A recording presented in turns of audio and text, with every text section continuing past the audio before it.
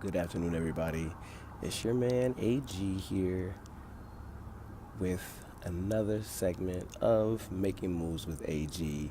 It is Monday, April 10th, and today is a great day. I was like, wow, I have a lot to smile about today. I was reminded on Facebook that 5 years ago was a very, very, very scary moment in my life. Probably the worst birthday I ever had. On my 23rd birthday, I was in a robbery attack, and they knocked my two front teeth out. This is an implant, and this one clearly is gone. But I walked away with my life, so I'm grateful to God for that. And upon thinking about that, I saw these posts from this new group called the Opposed brand. Shout out to you guys. I'll be following, hopefully to meet you one day. Um, and they kept tagging he rose, talking about how Jesus Christ rose from the egg. Oh my gosh, I cannot talk today. How Jesus rose from the grave, and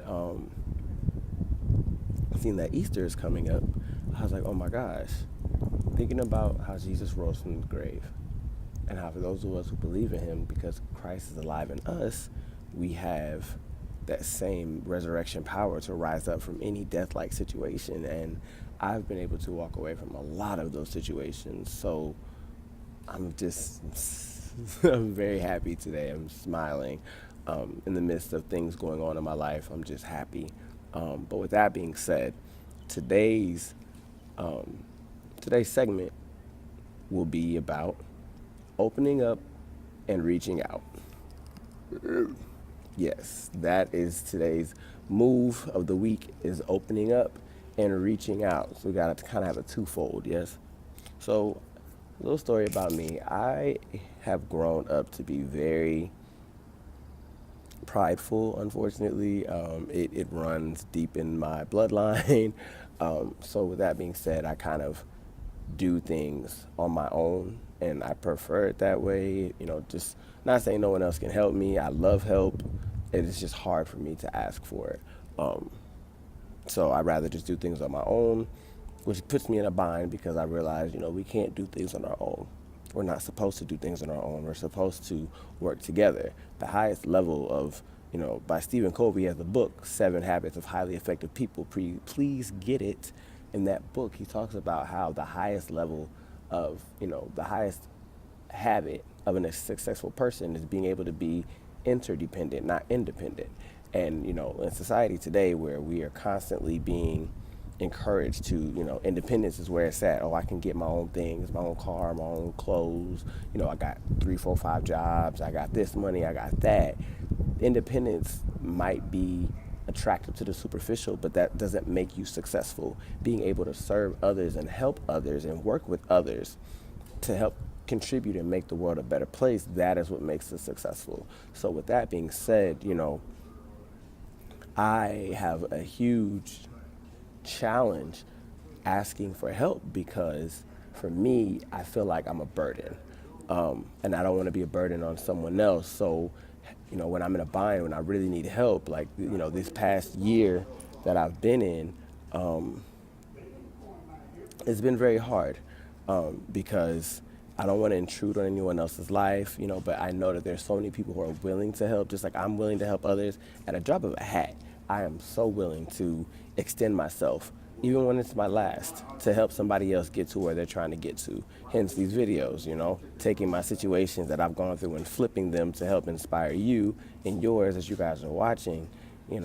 That's my heart. But to be able to receive that help is very challenging. It's very hard for me. I even had to learn that being a Sigma. You know what I'm saying? Like, shout out to my fraternity, Phi Beta Sigma, Fraternity Incorporated. My brothers had to teach me that, brotherhood is not a one-way street. It's twofold. You give and you take. And that's what the brothers are here for. You're not by yourself. They always have to tell me, my nickname is Two Piece. Two Piece, you don't be afraid to lean on the shield. Don't be afraid to ask for help. That's what we're here for. You're not alone anymore. You're no longer alone anymore. So it's a very hard challenge for me.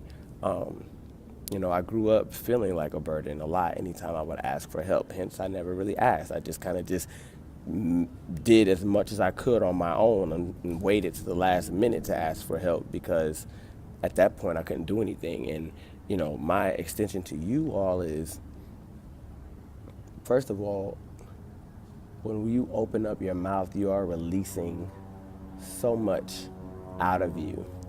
And not just words, but you're opening up doors for someone to know your story, for someone to know what you're going through. You are opening up a blessing, being able to say, hey, this is what I need help with. Can you help me? This is what I'm going through.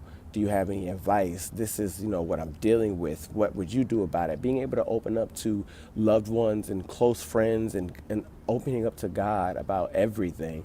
You know what I'm saying? Like that is a wonderful opportunity to do that.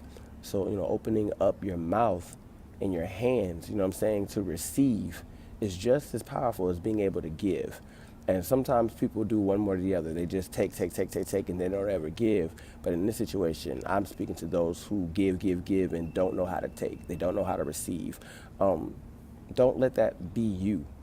Find a way to find at least one person that you can trust in addition to God and Christ, and just talk to them candidly, freely, and don't be ashamed of what you're going through. Don't beat yourself up for what you're going through. We all make mistakes, and we're going to make mistakes, but we're all not out here to be by ourselves. The Bible, and it talks about in Genesis, you know it's not good for man to be alone. We were created for relationships. We are relational beings. The human race is the only race that exists on the earth, with the exception of animals. But even in the animals, they know that through mating, they can continue to be, they can continue to produce on the earth. Excuse me. So with that being said, two heads are always better than one, and you don't have to figure everything out on your own. Even for parenting, I can't think of so many families I know where they're single parents. My mom was a single parent, and she did everything that she could to make sure that me and my sister, we had what we needed. And my mom put a lot of herself aside so that we could have what we needed. And that frustrated her sometimes. A lot of the times, my mom was very frustrated, just trying to make things happen for us. And not being able to control certain things. And with that, when I would go to her, she would be so frustrated that anytime I would ask, it would be hard for her because she had to decide, what do I do? Do I give my son what he wants or give him what he needs? And, unfortunately, that turned into me feeling like a burden because I know that she had a lot on her plate, but I also knew I needed things. So that was something I internalized. And growing up, anytime I asked somebody for something now, I just go back to those days where, despite what was going on, what you need is not important, so don't ask. And, it's like, it's hard to think like that. And, nobody told me to think like that. That's just an idea that I conceptualized and held on to. And I'm working through letting that go because I've had so much support, especially being back here in Atlanta, reestablishing myself as a dance instructor and starting a business and doing all this stuff. It's been a challenge, but being able to reach out to those people who have helped me, like my college friends, my frat brothers, my sorority sisters. Shout out to Zeta Phi Beta Sorority Incorporated. Shout out to my Morehouse brothers. Shout out to my Arise family, my church family and friends who all have helped me, whether it was they led me to a job or a business opportunity, or they've given me rides, or, I've gotten so much help being back here. Please may I have your attention, please? We're currently experiencing delays This in smart our announcement westbound is northbound blowing me at services. the We do moment. apologize for any inconvenience. Our time is 2:11. 2 minutes ago, they just said the same thing. I don't know why they keep reposting it, but either way. So yeah, that's my encouragement for you to do today. If you're a person who you feel like you have to do everything on your own, nobody cares about you, it's only you and yours, stop it. Just stop right now. Do not let pride make you worse than what you can be. Do not let pride make you worse than what you can be. Again, do not let pride make you worse than what you can be, because it will stop you from receiving the true blessings. It will stop you those things that you actually do need could totally be at right outside of your reach because you're allowing that boulder of pride to stand in the way. I don't need help. I can do this on my own, yada, yada, yada, despite the reason of why you think like that. Whether you think you're a burden or you think you're too smart or you're too strong or you're a failure, it doesn't matter. You need to stand firm in who you are and who God has created you to be, and that is not a prideful person. God wants us to humble ourselves, to serve others, and to ask.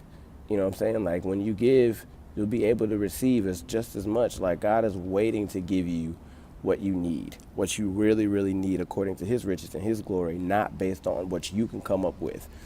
So as much as, for me, right now I'm trying to get things together and I could do so much on my own, but anything that I can do can't amount to what God can do for me. So with that being said, I know that his way is greater than my way, and I have to humble myself and settle in the fact that his way is better and his way will always prevail. The Bible also talks about in Proverbs. One of these days I'm going to have these scriptures for y'all so y'all can look them up. In Proverbs it talks about the ways of a man's heart are plenty, but the Lord's way always prevails. And so it's like we can come up with every plan in the book, A through Z, but it's always plan G that's going to work out, and that's God's plan. So with that being said, you guys, I hope you take away something from this. Again, do not let pride make you worse than what you can be. And out of all the plans from A to Z, plan G is the one that's going to work out, and that's God's plan for your life. Remember, you are a masterpiece. You do have a purpose, and you are very loved by God. All right? With that being said, be who you are, love who you are, and know who you are. I said it backwards, but you know the deal. Thanks for watching. Have an amazing week, and I'll see you guys soon. Love, Coach AG. AG here. I just wanted to say, please subscribe to my channel so you continue to see more Making Moves with AG. I'm on Instagram at Aaron D. Gregory Official, Twitter, Aaron Durrell, and Facebook, Aaron G. Moves. Also, if you want to keep up with my performances, my blog, classes, updates, if you're in Atlanta or in another city, come visit me at aarondgregory.com. Thank you for your time. Let's continue to make moves together in our lives. Love, AG.